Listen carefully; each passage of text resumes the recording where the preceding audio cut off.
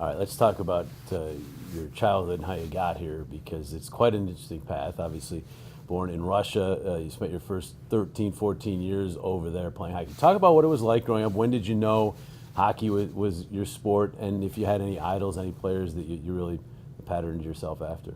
Yeah, I mean, I got my skates for my 5th birthday, and since that day, it's kind of changed my life. Hockey has became my life. Was it instantaneous? As soon as you got on the ice, you said, "This is it"? Yeah, I think so. I mean, I loved it from the first time. I wanted to get better every day, and watch NHL, watched hockey back home, and you know. Hopefully, I was hoping one day, to be able to play in the NHL, and that was my goal since day one. And I worked hard to get here. And yeah, growing up, I watched a lot of hockey, all different players. Growing up, I liked Lindstrom, Gonchar, Zubov, Datsuk.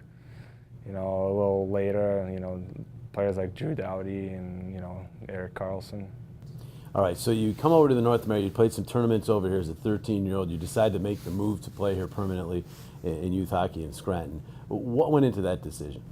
I think my parents and I thought it was the best way for me, to move forward, to keep growing as a player.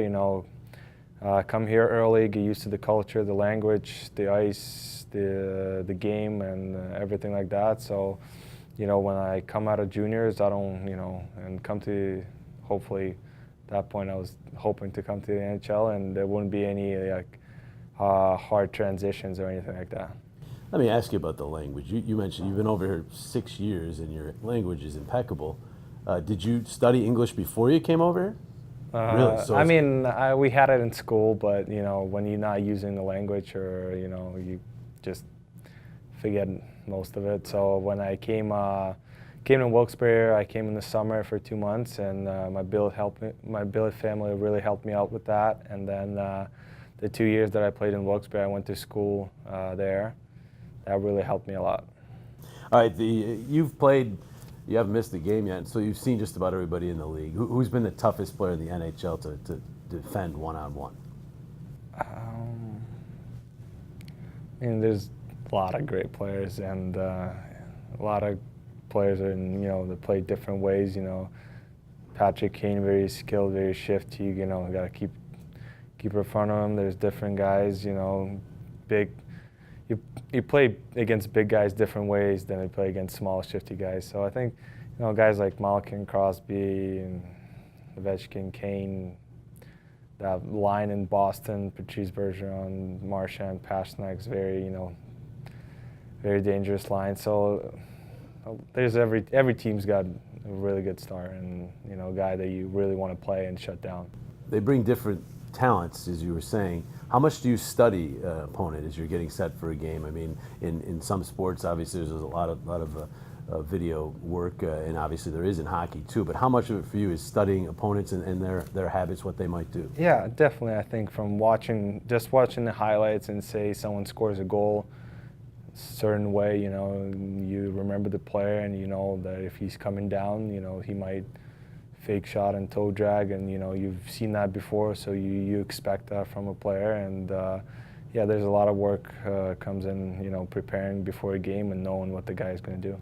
I like to end with, I do a little, I don't call it word association, but kind of questions. You can give me 1 or 2 word answers if you want. Some of them are yes or no's.